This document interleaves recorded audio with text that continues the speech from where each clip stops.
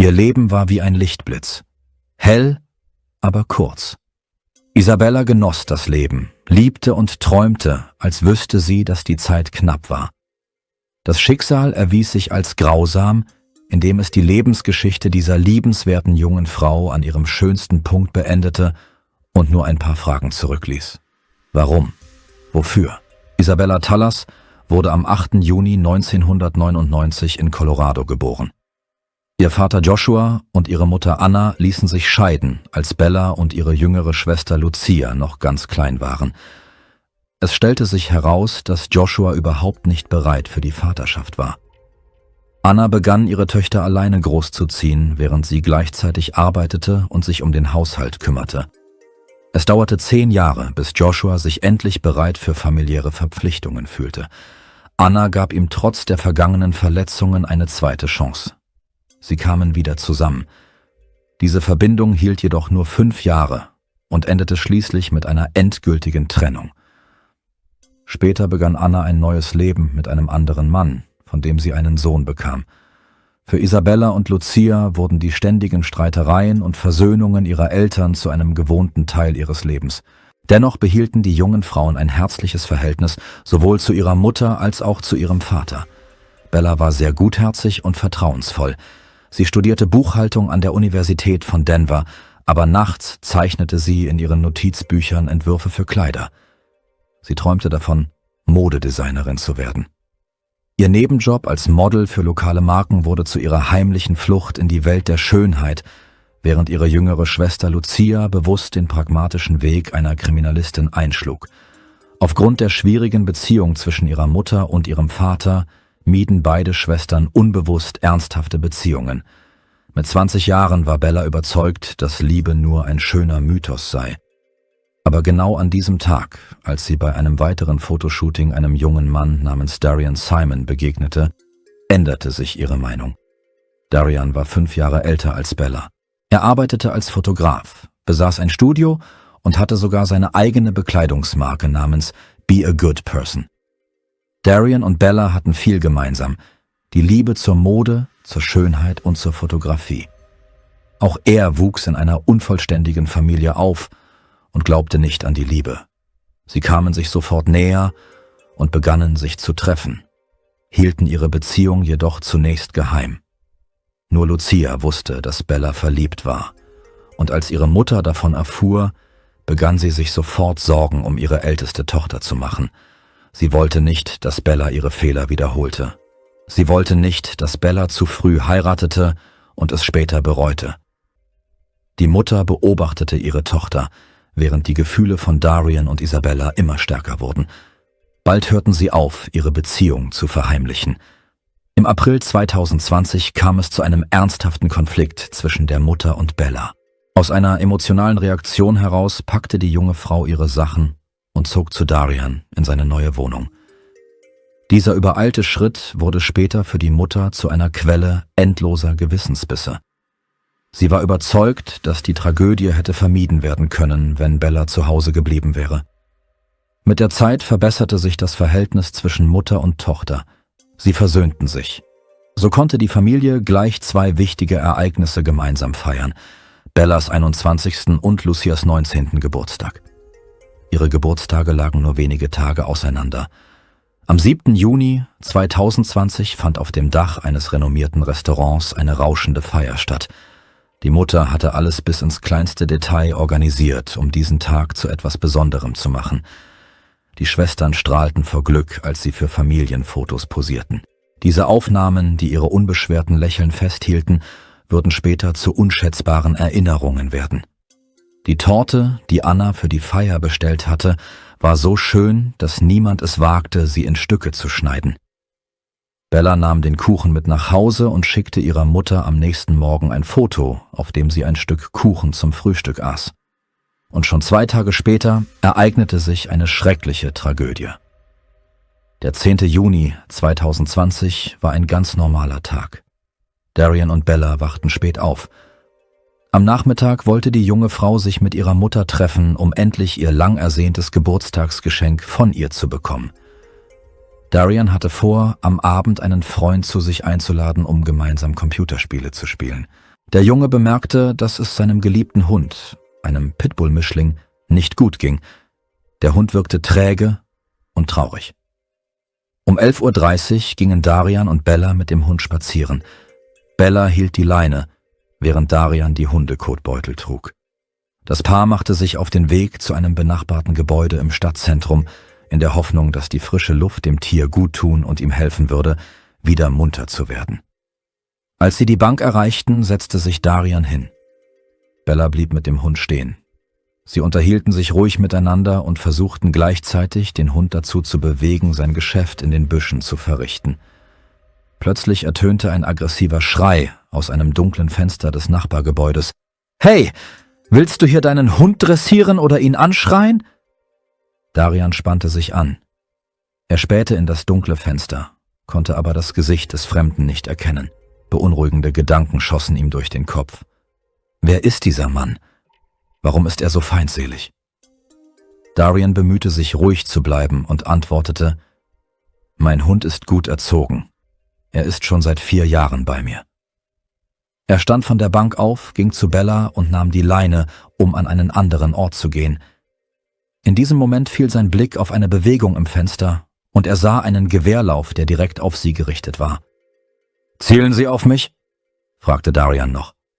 Dann begann das Schießen. Die 19-jährige Lucia brachte am Morgen ihren jüngeren Bruder zum Haus einer Freundin und fuhr dann in ein Café, um Mittagessen zu bestellen. Während sie auf ihre Bestellung wartete, rief eine Freundin von Bella an und fragte, »Hallo, wie geht es dir? Wann hast du das letzte Mal mit deiner Schwester gesprochen? Weißt du nicht, wo Bella ist? Vielleicht solltest du sie anrufen.« Lucia verstand nicht, was los war, aber der Anruf beunruhigte sie. Die junge Frau rief ihre Schwester an, doch Bella ging nicht ans Telefon. Sie fand das verdächtig und lokalisierte ihre Schwester über eine spezielle App. Sie erfuhr, dass sich Bellas Telefon in der Nähe von Darians Haus befand. Lucia beruhigte sich. Sie nahm an, dass ihre Schwester zu Hause war und es ihr gut ging. Doch nur wenige Minuten später erhielt Lucia eine Nachricht von einem Freund, der sie bat, sich mit Darians Familie in Verbindung zu setzen, und in dieser Nachricht befand sich ein Link zu einem Bericht über eine Schießerei. Die Tragödie hatte sich in der Nähe von Darians Haus ereignet. Diese Nachricht klang äußerst beunruhigend. Lucia rief sofort ihre Mutter an. Es stellte sich heraus, dass Anna sich gerade in einem benachbarten Geschäft befand, nicht weit von dem Café entfernt, in dem Lucia auf ihr Mittagessen wartete. Mutter und Tochter vereinbarten sich sofort zu treffen und gemeinsam ins Krankenhaus zu fahren. Von den Ärzten erfuhren sie, dass eine Person ums Leben gekommen und eine zweite schwer verletzt worden war. Anna begann, die Krankenschwestern nach ihrer Tochter Isabella Tallers zu fragen, doch niemand kannte diesen Namen. Als sie nach Darian Simon fragte, teilte man ihr mit, dass er sich in der chirurgischen Abteilung befinde. Im Krankenhaus lief Anna verzweifelt hin und her. Niemand konnte ihr eine klare Erklärung für das Geschehene geben oder ihr sagen, wo Bella sich gerade befand. Die Mutter griff nach ihrem Telefon und begann fieberhaft, im Internet nach Informationen zu suchen. Plötzlich fiel ihr Blick auf einen Bericht vom Tatort. Auf den mit einer Drohne aufgenommenen Bildern war ein lebloser Körper zu sehen, der mit einem Tuch bedeckt war. Nur ein Fuß war sichtbar, doch das reichte aus. Die Mutter erkannte Bella sofort an ihren Schuhen und an der Pediküre, die sie gemeinsam vor ihrem Geburtstag gemacht hatten. Anna begriff, ihre Isabella war bei der Schießerei ums Leben gekommen. In diesem Moment brach ihre Welt zusammen. Eine Welle der Trauer überkam Anna. Wie? Warum ihre Bella, so fröhlich, so gutherzig, die niemandem etwas Böses wollte? Wie konnte so etwas geschehen? Sie hatte diese Grausamkeit nicht verdient. Lucia rief ihren Vater an, erzählte ihm von der Tragödie und fuhr dann zu dem Ort, an dem ihre Schwester getötet worden war, um mit eigenen Augen zu sehen, was dort passiert war. Am Tatort waren noch immer Polizisten und Kriminaltechniker am Werk. Sie sprachen nicht mit Lucia. Die junge Frau fühlte sich völlig hilflos und nutzlos, doch sie wollte verstehen, was mit Bella geschehen war. Lucia erinnerte sich an alles, was sie im College über Kriminaltechnik gelernt hatte und begann, sich den Tatort genauer anzusehen. Sie zählte 56 gelbe Markierungen, die Hinweise auf Beweismaterial darstellten. Dann bemerkte sie, dass jemand einen Hund festhielt und ihn an der Leine zog. Lucia ging auf den Hund zu, und der Mann, der ihn festhielt, erzählte ihr, dass man den Hund in der Nachbarstraße gefunden hatte. Später gelang es, den Tathergang zu rekonstruieren. Nach aggressiven Rufen in Richtung des Paares mit dem Hund zog sich der Fremde in den Nebenraum zurück, holte sich von einem Freund ein Sturmgewehr und kehrte zum Fenster zurück. Im nächsten Moment fielen Schüsse. 24 Kugeln, eine nach der anderen, mit einer solchen Geschwindigkeit, dass niemand Zeit hatte zu begreifen, was geschah. Das erste Opfer war Bella. Sie hatte kein Wort zu dem Schützen gesagt, aber das hielt ihn nicht auf. Darian sah, wie die Kugel Bella in den Rücken traf und sie zu Boden sank. Als er versuchte zu fliehen, traf ihn ebenfalls eine Salve. Der Schütze verschwand so plötzlich, wie er aufgetaucht war. Darian blutete stark und versuchte, sich vom unglückseligen Fenster wegzurollen. 2 Schusswunden, höllische Schmerzen. Er verlor immer wieder das Bewusstsein. Er erinnerte sich vage an die Schreie der Menschen, die durch den Lärm herbeigeeilt waren. Jemand riss sich den Gürtel vom Leib und band ihn um die Hüfte des Jungen, um die Blutung aus der verletzten Arterie zu stoppen. Diese einfache, aber entschlossene Handlung rettete ihm das Leben. »Wo ist Bella? Was ist mit ihr?« keuchte Darian, aber er erhielt keine Antwort. Der Krankenwagen brachte ihn in kritischem Zustand ins Krankenhaus. Die Ärzte kämpften um Darians Leben und glücklicherweise konnten sie ihn retten. Der Mörder wurde schnell gefunden. Es handelte sich um den 36-jährigen Michael Close. Nach der Schießerei versuchte er, sich mit seinem Geländewagen und den Waffen in den Bergen zu verstecken, aber Zeugen der Tragödie halfen dabei, seine Identität festzustellen, und der Täter wurde festgenommen. Michael wurde verhaftet und wegen Mordes an Isabella sowie wegen versuchten Mordes an Darian angeklagt. Er bekannte sich jedoch nicht schuldig, obwohl sich in seinem Auto zahlreiche Waffen und genau das Gewehr befanden, mit dem geschossen worden war. Michael wurde außerdem wegen illegalen Waffenbesitzes angeklagt. Vor diesem Vorfall hatte der Mann keine Vorstrafen und keine Probleme mit dem Gesetz, was das Geschehene noch schockierender machte.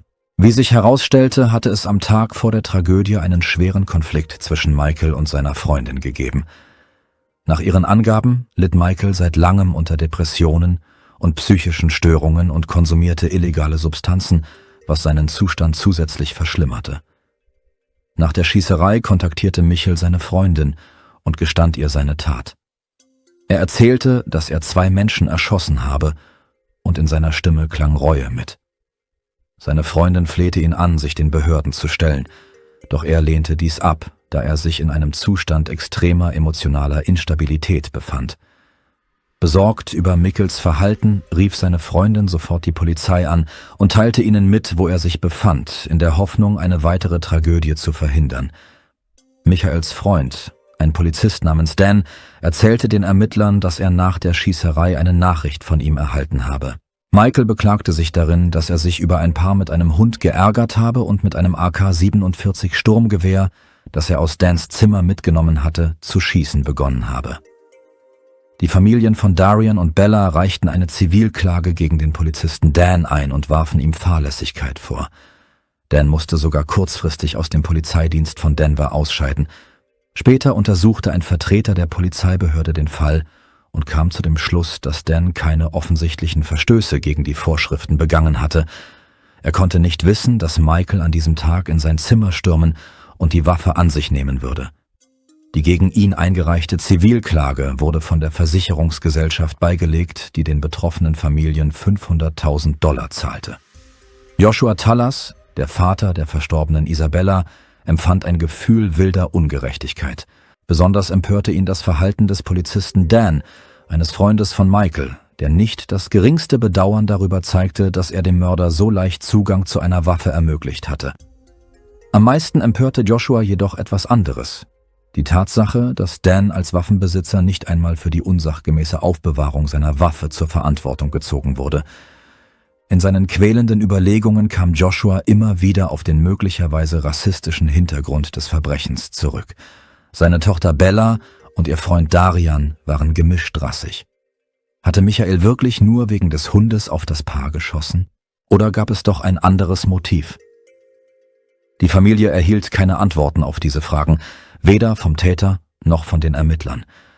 Darian unterzog sich einer Reihe komplizierter Operationen, um die Bewegungsfunktionen seines verletzten Beins wiederherzustellen, doch die körperlichen Verletzungen waren nichts im Vergleich zu den seelischen. Das posttraumatische Belastungssyndrom und das quälende Schuldgefühl gegenüber der verstorbenen Bella und ihrer Familie ließen ihm lange Zeit keine Ruhe. In Gedanken kehrte er immer wieder zu einer Frage zurück. Was könnte Michael provoziert haben? Eine Antwort fand er nicht. Einige Freunde von Bella äußerten offen ihre Zweifel. Hätte Darian sie nicht beschützen können? Sie fiel hin, und er drehte sich um und rannte weg. Diese Worte und Vorwürfe waren für Darian besonders quälend. In den Sitzungen mit dem Psychologen analysierte er detailliert jede Sekunde dieses schrecklichen Tages am 10. Juni. Der Spezialist half ihm zu verstehen, dass er in diesem Moment physisch nicht in der Lage gewesen war, Bella zu helfen und dass sein Selbstschutzinstinkt eine natürliche Reaktion seines Körpers darstellte. Michael Close bestritt hartnäckig seine Schuld.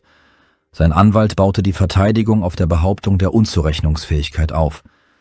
Sie beharrten darauf, dass die Wurzeln der Tragödie in der traumatischen Kindheit des Angeklagten lagen, die durch eine Reihe von Misserfolgen, Entlassungen, Trennungen und Stress im Zusammenhang mit der Pandemie noch verschärft worden sei. Als unwiderlegbarer Beweis diente eine Aufzeichnung der Überwachungskameras. Darauf war deutlich zu sehen, wie Michael ruhig die Jalousien öffnete und zu schießen begann, während die ahnungslosen Darian und Bella lediglich versuchten, den Hund wegzuführen und einen Konflikt zu vermeiden. Der September 2022 wurde zu einem Wendepunkt in diesem Fall. Nach langwierigen Verhandlungen befand die Jury Michael Close einstimmig für schuldig, Isabella brutal ermordet und einen Mordversuch an Darian begangen zu haben. Am 5. November desselben Jahres fällte das Gericht das endgültige Urteil. Lebenslange Haft ohne Möglichkeit der vorzeitigen Entlassung wegen des Mordes an Bella sowie weitere 48 Jahre Haft wegen versuchten Mordes an Darian und eine Geldstrafe in Höhe von $37.000 als moralische Entschädigung für die Familie der Verstorbenen. Während der Urteilsverkündung saß Michael mit gesenktem Kopf da und weinte leise. Seine Tränen milderten jedoch nicht die Härte der Strafe für seine Verbrechen. Isabella Tallers wurde in einem eleganten Kleid von Dolce & Gabbana beigesetzt, genau in dem Kleid, das ihre Mutter ihr an ihrem unglückseligen Geburtstag nicht mehr hatte schenken können. Die Tragödie veränderte Lucias Leben grundlegend. Sie gab ihren Traum von einer Karriere als Polizistin auf und wechselte an die juristische Fakultät, fest entschlossen, Anwältin zu werden. Jemand, der den Schmerz der Opfer und ihrer Familien wirklich versteht. Bellas Mutter, Anna Tallers, empfindet trotz allem Mitgefühl für Michael Close. Ihr Glaube lässt sie in ihm kein Monster sehen, sondern einen Menschen, der durch die Umstände seines Lebens zerbrochen ist. In der Nähe der Stelle, an der die junge Frau ums Leben kam, wurde inzwischen ein Gedenkpark mit einem großen Bild von Bella an der Wand angelegt. Im Park gibt es einen speziellen Bereich für das Ausführen von Haustieren. Im Bundesstaat Colorado wurde das Gesetz von Isabella Tallers verabschiedet, das die Vorschriften für die Aufbewahrung von Waffen verschärft. Von nun an sind Besitzer verpflichtet, den Diebstahl von Waffen innerhalb von 5 Tagen der Polizei zu melden. Diese Verschärfung soll ähnliche Tragödien in Zukunft verhindern.